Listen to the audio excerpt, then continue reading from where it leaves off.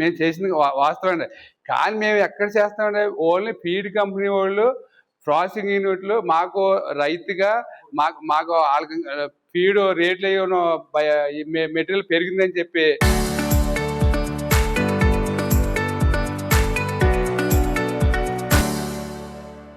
వాళ్ళు అంటాం గవర్నమెంట్ తీసుకెళ్ళటం కోసం. ఇప్పుడు గవర్నమెంట్ రైతు తీసుకెళ్ళాలంటే డైరెక్ట్ గా రైతులు 10 మంది ఇలా సీఎం గారి దగ్గరికి, పవన్ గారి దగ్గరికి వెళ్ళారు కదండి. రైతు కంపెనీ వాళ్ళు చేసి దోపిడీ గురించి కంపెనీ ప్రాసెసింగ్ యూనిట్ లో రేటు తగ్గించి కొంటున్నారని గవర్నమెంట్ తెలియపరచడం కోసం చేసిన కార్యక్రమం ఇది. గవర్నమెంట్ వెంటనే స్పందించి, పవన్ కళ్యాణ్ గారు సీఎం గారు కానీ వెంటనే స్పందించి మన అచ్చెన్నాయుడు గారిని వెంటనే దాన్ని లైన్ లో తీసుకుని రైతు సమక్షంలో ఇవాళ మీటింగ్లు ఏర్పాటు చేస్తున్నారంటే కేవలం కూటమి ప్రభుత్వం జరిగిందండి. అది జగన్మోహన్ రెడ్డి ఏ టైంలోనూ ఎప్పుడు మీడియా ముందుకు వచ్చి రైతులకి నేను ఉన్నాను, నేను భరోసా ఇస్తాను అన్న మాట ఎప్పుడు అతను నోటితో చెప్పలేదండి. ఈ రకంగా ఇవాళ కూటమి ప్రభుత్వం మీడియాకి ముందుకు వచ్చి పదే పదే చెప్తాం, పదే పదే ఇలా రైతుల్ని పిలిచి రైతుల్ని మా జిల్లా నుంచి, మా నియోజకవర్గం నుంచి కూడా ఇలా 10 మంది రైతులు కూర్చొని ఏర్పాటు చేసిందంటే ఇవాళ కూటమి ప్రభుత్వం అండి. ఇదే పని జగన్మోహన్ రెడ్డి 5 సంవత్సరంలో ఏ ఒక్కసారైనా చేసాడా? మీడియా మిత్రులు మీరు ఉన్నారు, మీ సమక్షంలో రైతులు కూర్చోబెట్టి కార్యక్రమం ఒక్కసారైనా చేయగలిగాడా?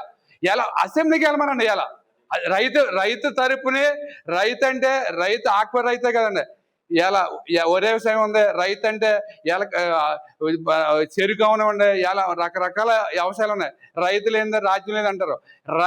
రైతు గురించి ఇలా అసెంబ్లీ 2 సంవత్సరాలు అయిందండి గవర్నమెంట్ వచ్చి. ఒక్కసారైనా అసెంబ్లీకి వెళ్ళి ఒక్కసారైనా నేను ప్రతిపక్షంగా నేను ప్రశ్నిస్తున్నాను, రైతుకి ఎలా అన్యాయం జరుగుతుంది.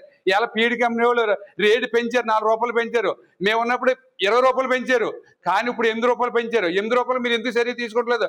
మాజీ ముఖ్యమంత్రి జగన్మోహన్ రెడ్డి గారు భీమవరం పర్యటన రైతులను ఉద్దేశించి ఉద్ధరిస్తానంటూ ఆయన భీమవరం రావడాన్ని మేము పక్క స్వాగతిస్తున్నాం. కానీ వచ్చే ముందు కొన్ని విషయాల మీద మా రైతులకు ఆయన క్లారిటీ ఇవ్వాలన్నటువంటి అవసరం ఉంది. మీ ప్రభుత్వం హాయంలో 19 నుంచి 24 వరకు మీరు చేసినటువంటి కార్యక్రమాల్లో ఆనాడు కోవిడ్ వచ్చింది.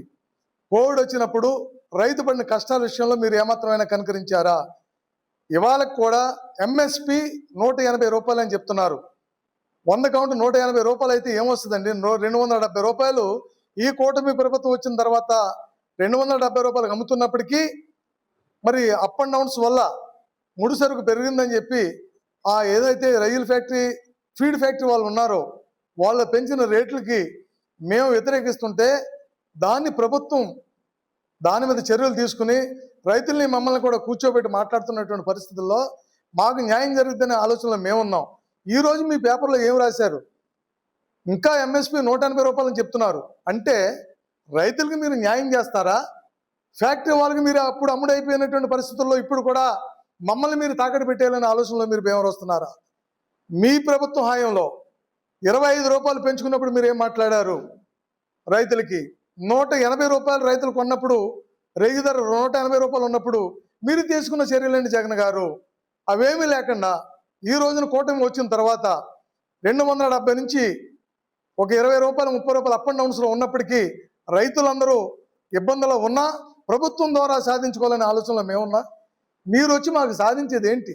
మీరు చేసిన తప్పులు మీరు కడుపులో చేపెట్టి పేగిలు మెలిపెట్టి బయటికి వెళ్ళిపోయారు.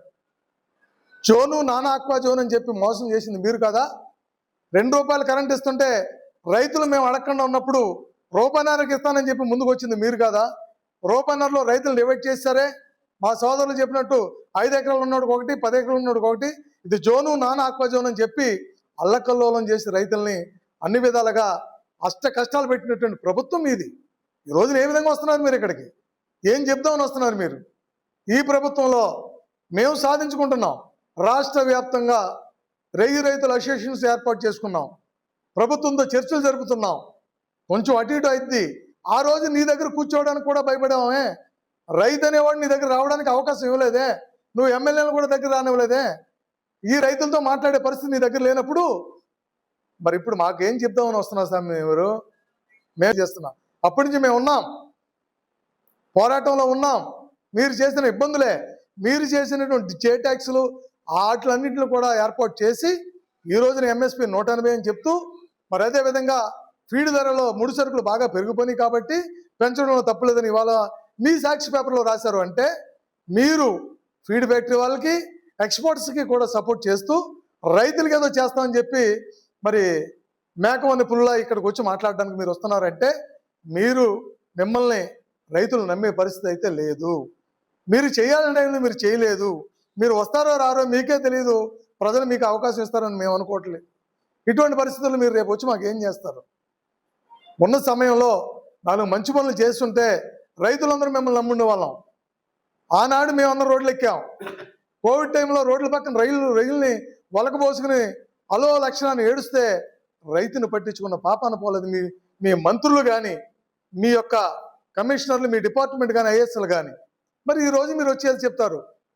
కాబట్టి దయచేసి మేము ఒకటే చెప్తున్నాం, మీ మాటలు నమ్మే పరిస్థితుల్లో ఈ రోజున ఈ ఆంధ్ర రాష్ట్రంలో రైతులు కానీ మరి వరి రైతులు కానీ ఎవరు లేరనే విషయాన్ని మీరు గమనించండి.